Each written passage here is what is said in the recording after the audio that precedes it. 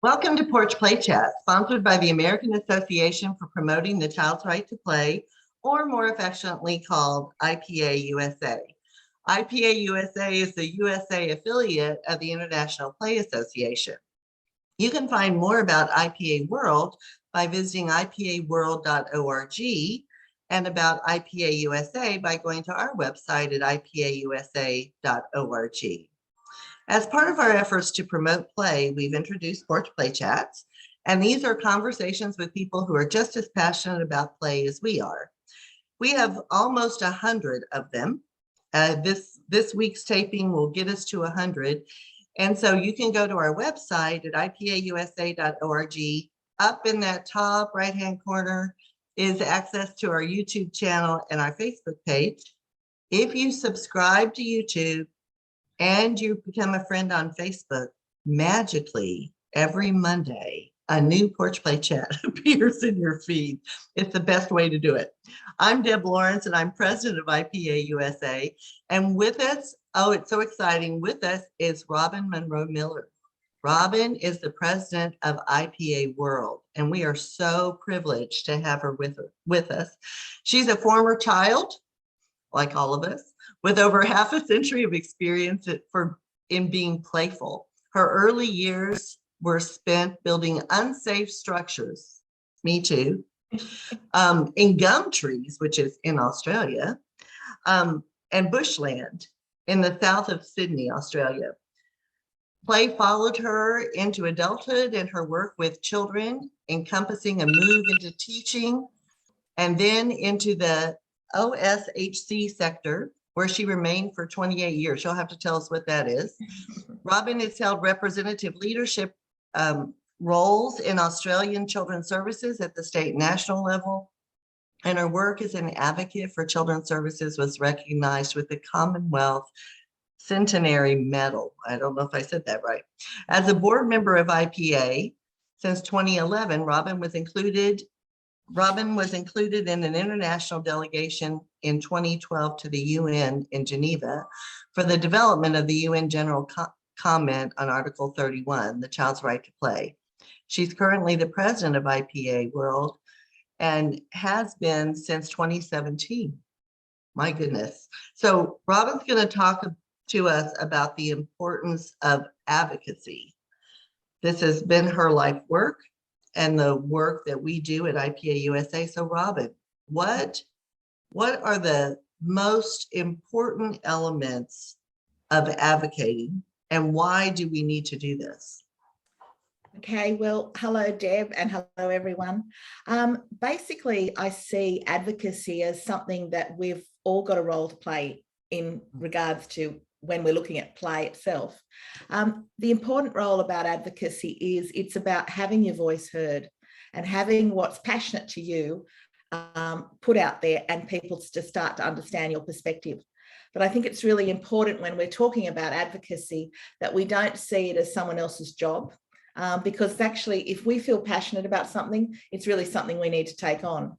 And why play is, it's so important for us that we really get out advocating about play, is that people do take it for granted. And I don't think there's not a world out there that says, you know, play is not important. I think many adults turn and say play is important, but they take it for granted. And they don't see it as something you have to advocate for. And when we're talking about play, we're talking about play for all children. And we can't honestly say that all children have that right to play. And I think it's really important to recognise that play is something that is so natural to children often. It sits alongside things like sleep and nutrition, but it's equally as important as sleep and nutrition.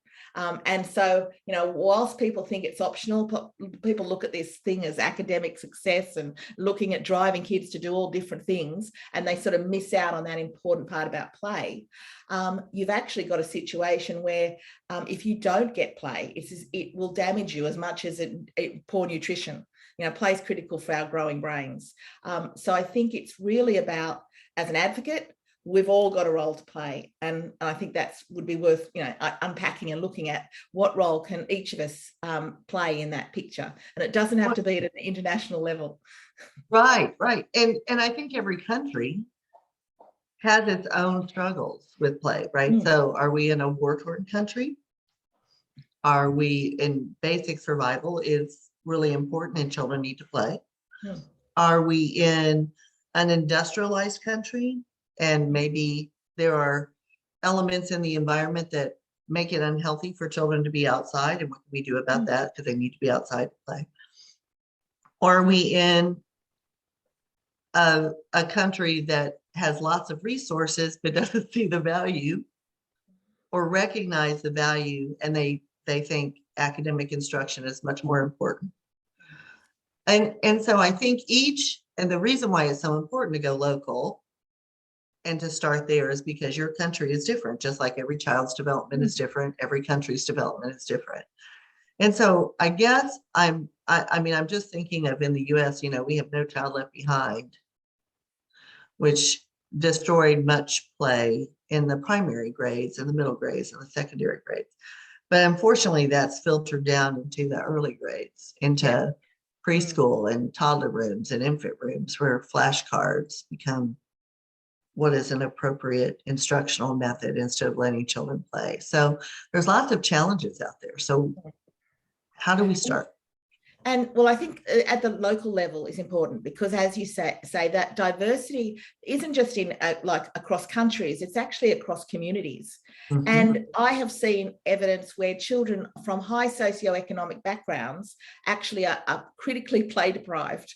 They have what other people might say is what everyone else aspires to. They have the violin lessons on Monday, the soccer match on Tuesday, but all of those things mount up that these children don't have time to play and to set their own agenda. And that's the same thing that's happening in early childhood. You hear a lot of talk about play-based learning, and this gets quite controversial. So, I'm not afraid of controversy, but play-based learning ultimately at times is an adult agenda. There is always an adult agenda in that. And I think we need to be really conscious. I think play-based learning is a fabulous way to learn, and it should be in every early childhood environment.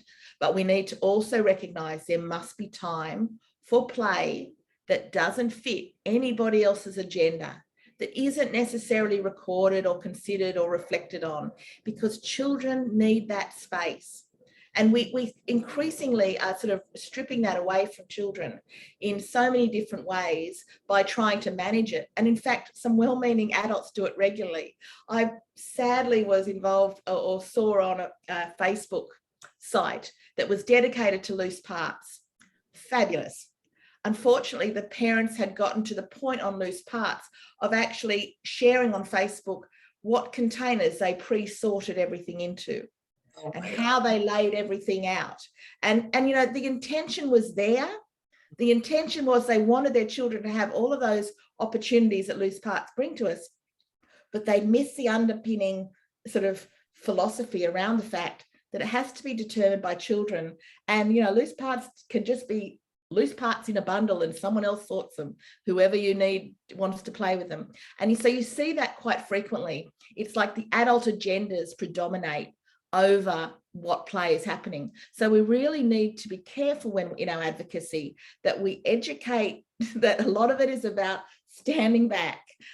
I like to call that conscious incompetence, where we stand back and we don't have the answers to how to, when something's being made or when there's an argument happening in a play environment, we don't have to solve the issue.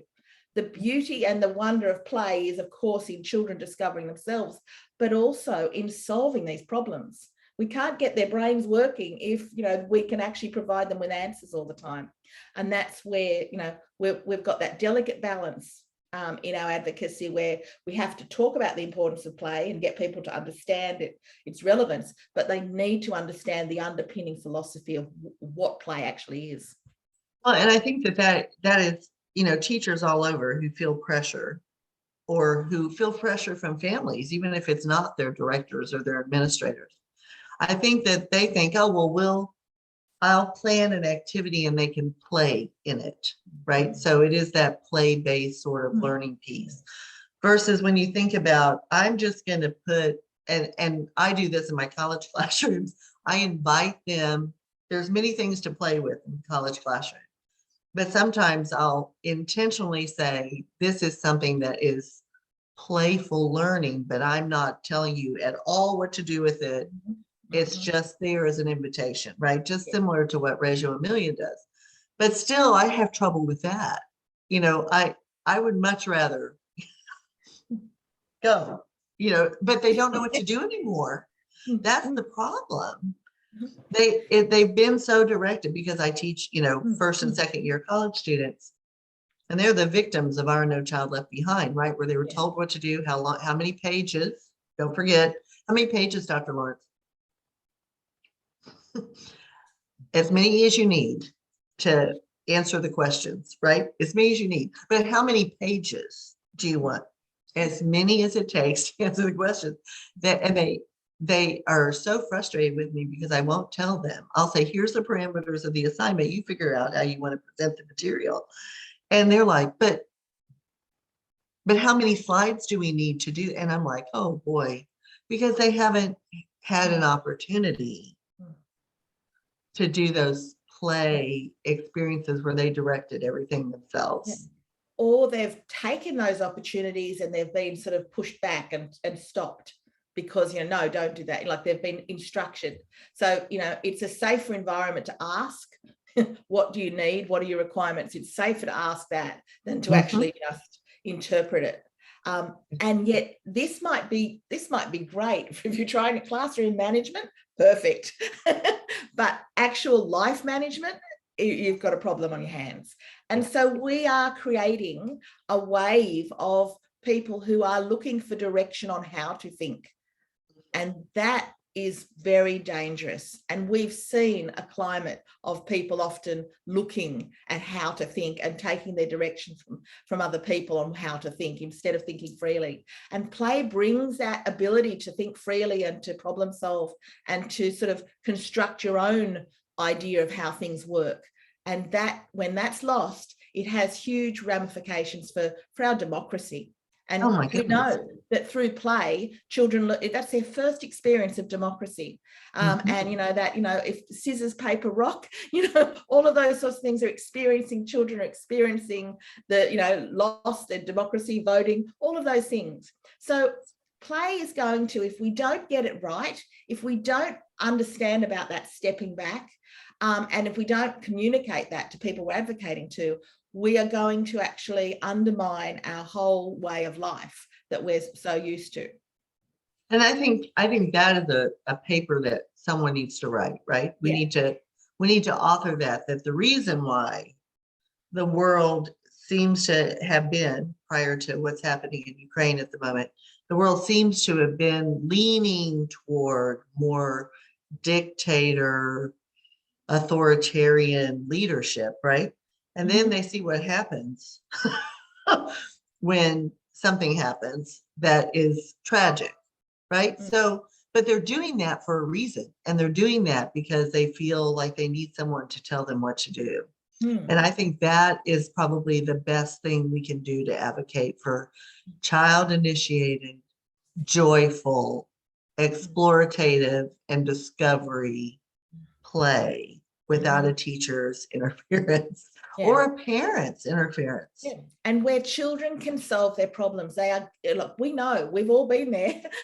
Hopefully we have had the joy of the fight, the argument. I'm not going to play anymore. You know, you're not invited to my birthday party.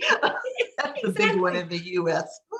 Play is not always nice. You know, there's a dark side to play, but it's that dark side to play that we all need to experience, because we don't want to know about it when we get to adults. You know, we don't want to learn about dark side, because play doesn't stop. It just changes. Yeah. And so we need these experiences as children, so that when we've been through them, we can then have that caring adult that can discuss later with us about feelings and about different responses, and they can learn, you know, how to interact in this really complex world.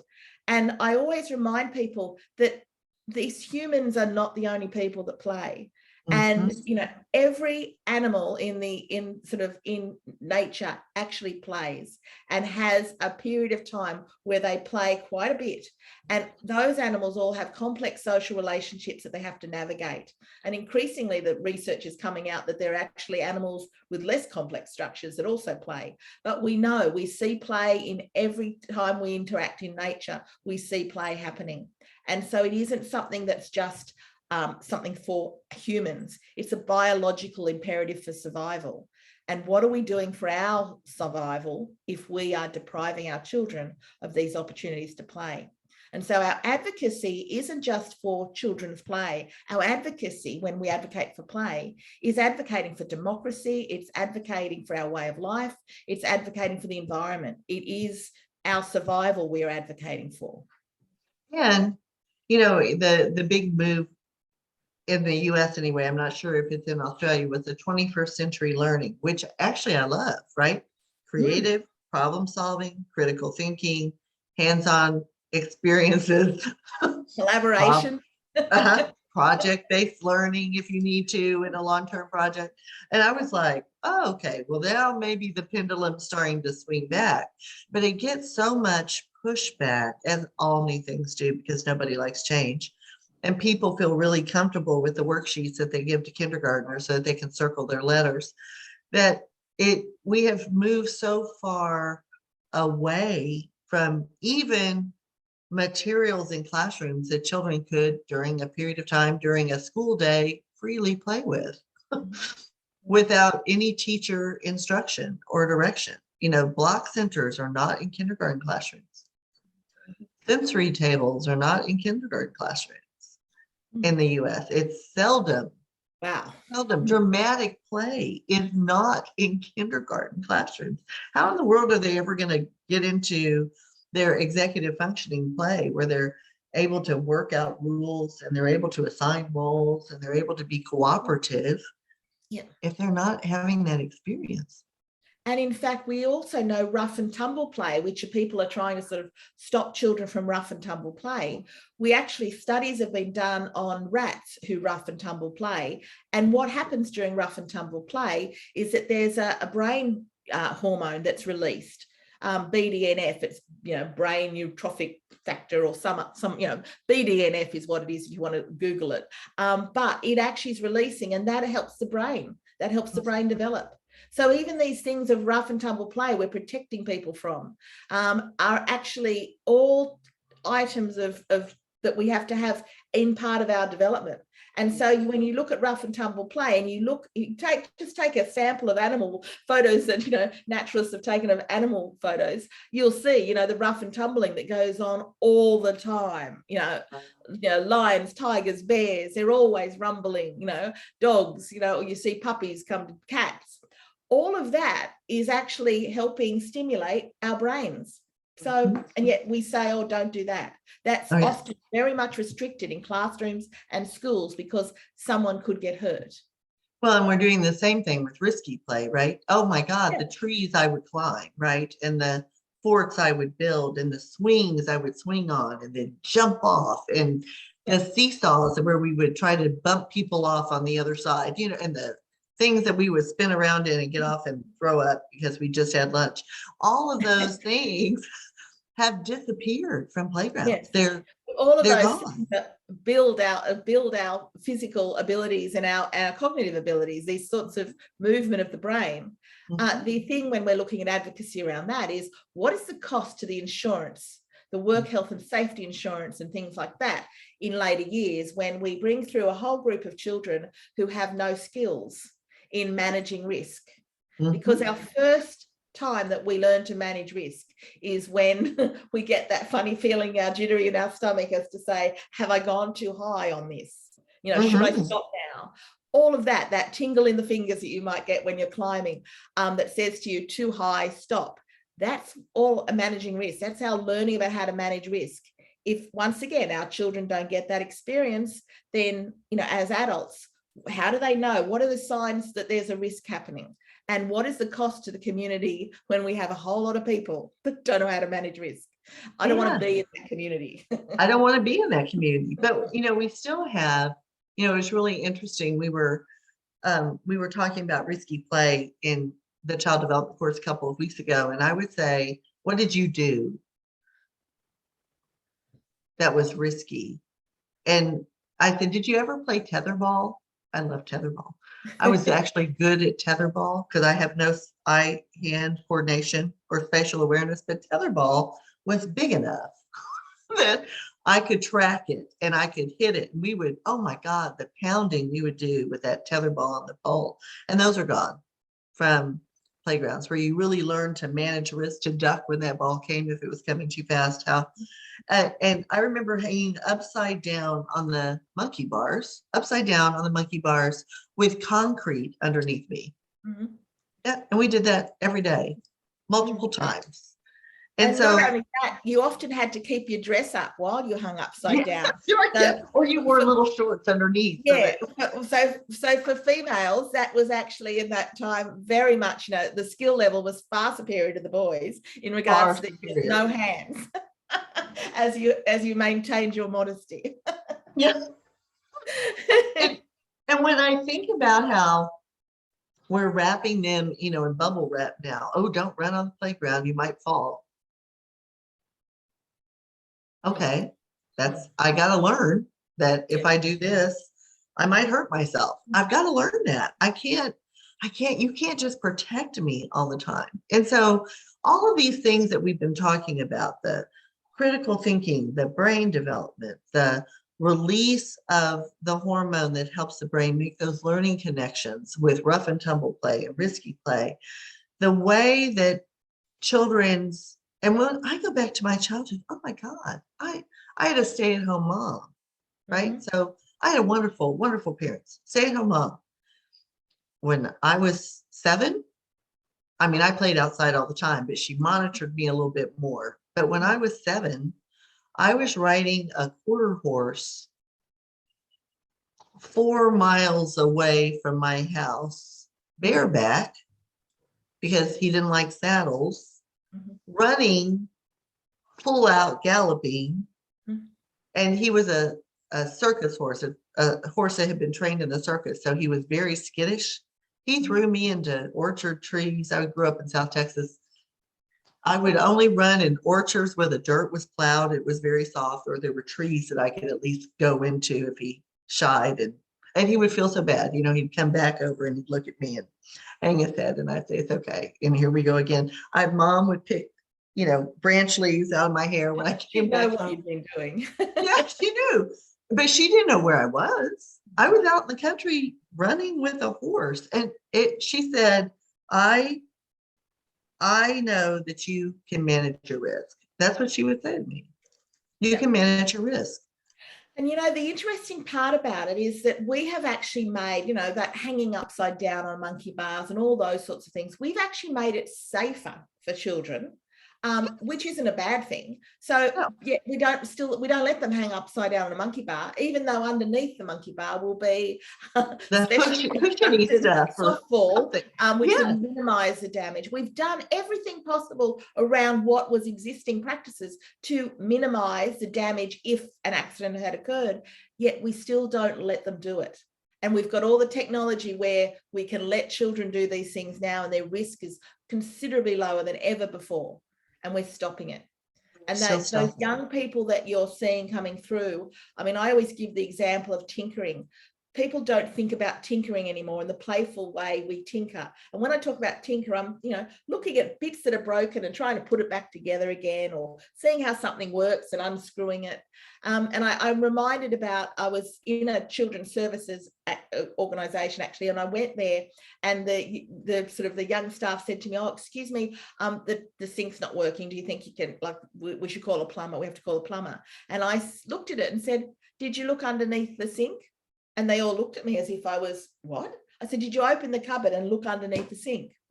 And now, so those of us of a particular generation might know that, and I hate to stereotype, but, you know, it's very unusual for a man not to want to look under the sink and pull everything apart at the worst possible time. And that was my family, a family full of builders. But yeah, I looked under the sink, and sure enough, I just had to tighten a sort of I didn't even know what it's called, but one of the screws, and I knew what to do by, the tinkering, and that growing up tinkering and children having time to tinker and to, put things together and play with old bits and pieces. Now it's sort of this emphasis on bringing out some lovely toy or bringing out some, something that children play with, and they would be seen as deprived to be actually just playing with a whole lot of bits and pieces and screwing together old things or reassembling. We need to really encourage people to bring that back. Yes, right. They need to be able to play outside without adult supervision. Not when they're 3, not when they're 4, maybe not even when they're 5, but certainly by the time they're 6 or 7, they should be able to play in the neighborhood. You've learned how to look for traffic, both sides. You're in concrete operational, so you can think a little more logically. But we don't. We're afraid. We live in a lovely neighborhood, and every day there are 12 parent cars outside our house parked on the street, and we live in a lovely, safe neighborhood where parents are bringing their children in their car to the bus stop.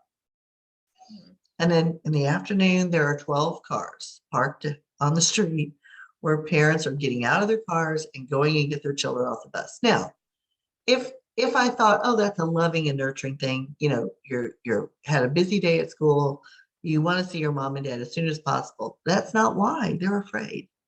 They're afraid to have their child walk with a friend from the bus stop where back our home. advocacy is so important at a local level.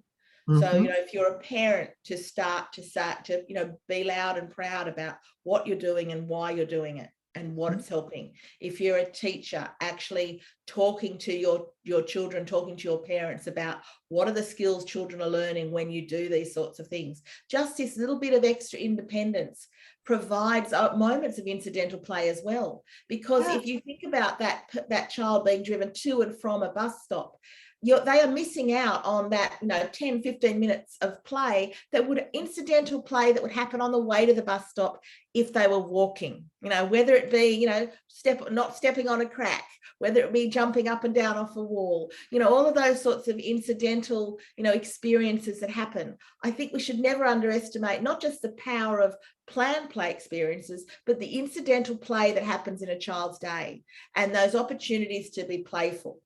And so, the educator, the parent in the community, the local government or the councils that work, to do things, we've all got, in our own sphere of influence, an opportunity to say, not to say that's wrong, but to say, this is what happens if you do, if you walk to school, this is what's going to happen along the way. And this is why it's going to be good for your children.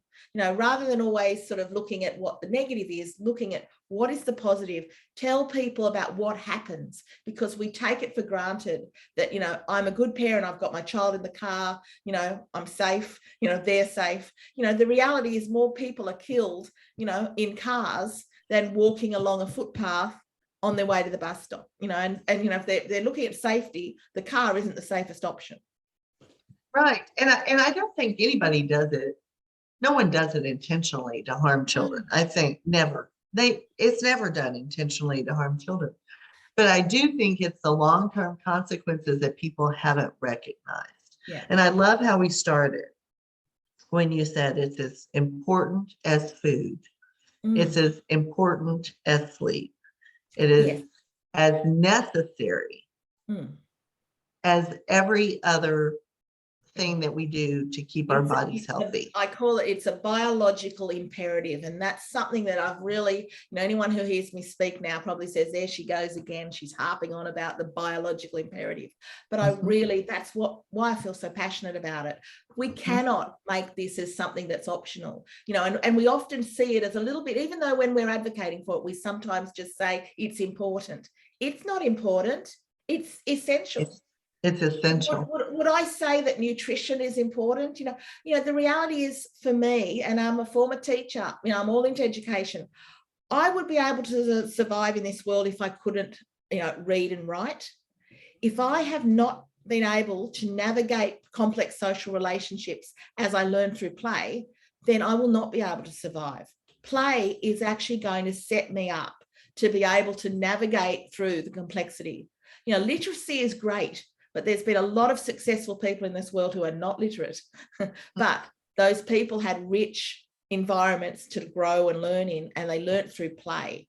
And sometimes the children that are the most neglected were the ones left to play, have been the most successful in their lives. Well, I just think back to my childhood. So I had a childhood injury, so I didn't get to go to kindergarten, right? And so I played hours every day in my room when I was younger. My mom was stay-at-home mom. In the summer, I would go outside we had 5 acres. I'd go outside and I'd play. When I was 3, 4, 5, mom could see me from the windows. At lunchtime, she would put a paper sack lunch out on the side step.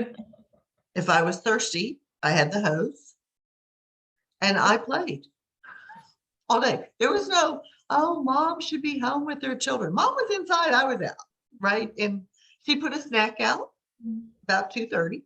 I'd have a snack. And if I needed to take a nap, she would allow me in the house if I was tired. But I was outside all the time. So my parents did not read anything except Reader's Digest, which is a publication with jokes and things that I don't even know if they publish it anymore. And Dad would read the obituaries at breakfast, right? So those were the exposures I had to reading. I never had a children's book, ever. I had lots of dramatic play, lots of blocks, lots of all the other kinds of toys and materials. So I didn't know what a letter was. I went to first grade.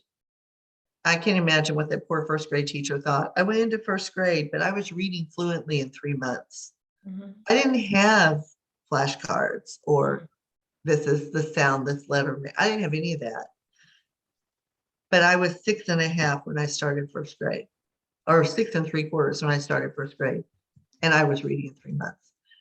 And so there's no reason why we have to do all this stuff. And what they're missing out on, I had that rich foundation. Yeah. And play had prepared your brain regarding patterns, matching things, problem solving, and it had also imbued you with this natural sense of curiosity to find out more. And that is where learning takes place. And so when something new presents itself, like reading, it becomes something quite natural to actually explore and discover. And it was fun, right? I was like, oh, I like this. Oh, that's how I write my name. It was so motivating. And we because need to I was ready, right? We do need to harness that our collective influence in whatever sphere of influence we are in, where we occupy. We need to harness that collective influence to be advocates for play by sharing these sorts of stories, by talking about what's happening.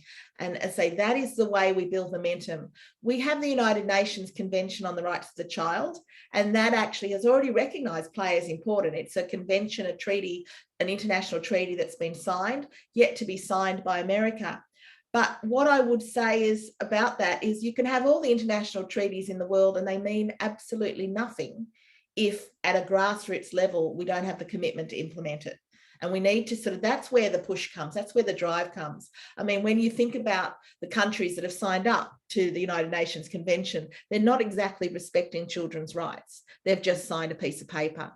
And we as a community have to show and display and do what is human rights. We have to be the action. We take the action, because all the words in the world don't make any difference unless we're actually doing it at a grassroots level. So I think that's our job. I think at grassroots level is also share your stories and have people share theirs. People who are, I don't know if they're people who are parents now. It depends probably on the context of where you live.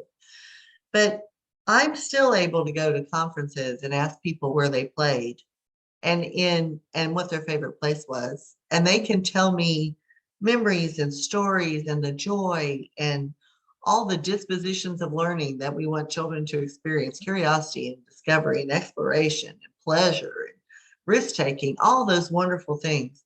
They can verbalize those things from when they were 5 or 6, and it was meaningful to them. But they, for some reason, when I ask them how much time they give children for child initiated, open-ended, play anywhere you want with whoever you want for as long as you want, they look at me and go, we don't have time for that. And I go, let's talk about that. Let's back that up. Yeah, one of my big, Wendy Russell, who is a researcher, formerly with the University of Gloucestershire, I think it is. Wendy has done a whole lot of work around, and with her late colleague Stuart, has done a whole lot of work around play. And one of the things that always resonates with me is how she has spoken about that we, as adults, we don't create the play, we create the environments for where play can take place. Yeah. And I think that always sticks with me, to step back. It's about the environment we're creating. We've got a really important role there. But what happens and how that play manifests itself is to do with the children. And I also think it's a very personal thing of how play happens, because play is an internal mechanism. And my experience of play and your experience of play could be quite different, but we're still learning in our own ways. And so that's that differentiation that we want every educator to do. And I really think we need to change, even though I know teaching and being an educator makes us feel more professional. That gives us permission, I think, to teach and educate instead of to facilitate play, where we're there in a supportive role. Your role is to be supportive. Your role is to help children navigate social situations if they're having difficulty. That's your role. That's the most important role for anyone who works with children. Robyn, this has been incredibly amazing. Thank you for, it's 9 a.m. in Australia, and it's 7 p.m. or now it's almost 7:30 p.m. the day before in the US, New York time. So this has been a joy. Don't go anywhere while I close this out. So to learn more about IPA-USA or to join us, please visit IPAUSA.org. And until next time, keep on playing.